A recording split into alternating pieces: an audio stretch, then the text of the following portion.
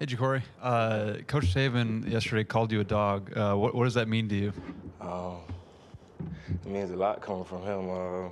I mean, I couldn't say I do got a little dog in me, but I just what he established in me, I can say that, from listening to him and the hard work that we put in from around the team. Charlie? He also called you one of the team's unsung heroes just for your play on offense and then your ability to play on special teams as well. Do you kind of see that as something that you take pride in, not only your offensive game, but willing to do whatever is needed for the team?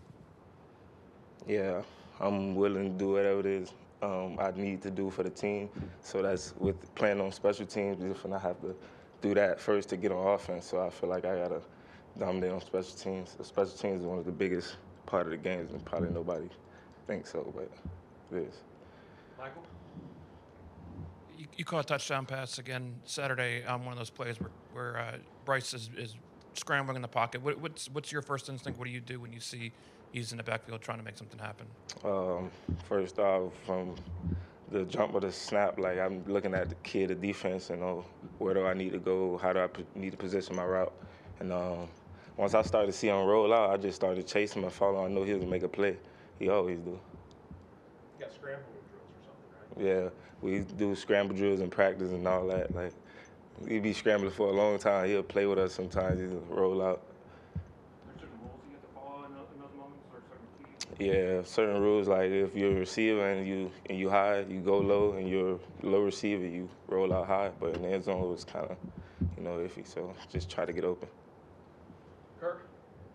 Yes, Corey. I know, obviously, when you're in the end zone and there's a big play coming, you've got to catch it. That's what you think about. But are there any other thoughts that in seconds go through your mind about what you need to do, look in, those kinds of things? Do you have any? Yeah, as I key the ball, like I'm making sure I got enough space for me and the defender to catch the ball, so you won't, make it an easy catch on me. But of course, just looking the ball in all the way in when I catch the ball. That's pretty much it.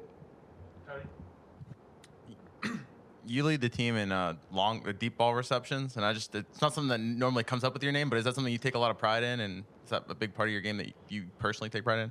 I mean, I really don't pay attention to it, but I just say that, like, I mean, I'm not sure, but I try to get a lot of deep balls in, I guess so. Going back to Carrie?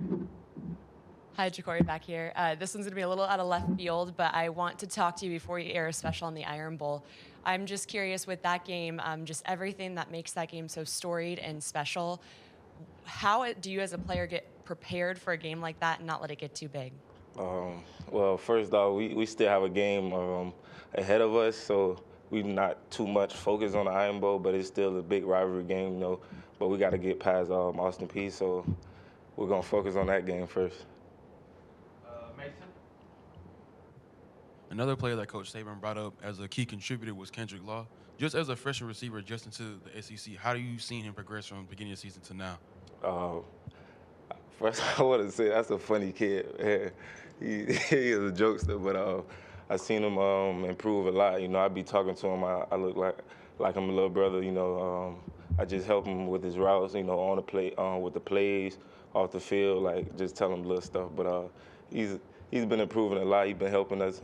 He helped us last game also. So. Three more. Katie? Just kind of building off of that, talking about Kendrick and maybe some of the other guys that had big games on Saturday in the receiving group like Jermaine and JoJo, just how much do you think that Ole Miss game is something that the receivers can build upon? We all can watch film and see that we need to get better in certain aspects of the game, but it was a great win. It was a great team win. We was happy. We had a lot of energy in the locker room after the game, we want to keep that momentum going for the next couple of games that we need to play. James?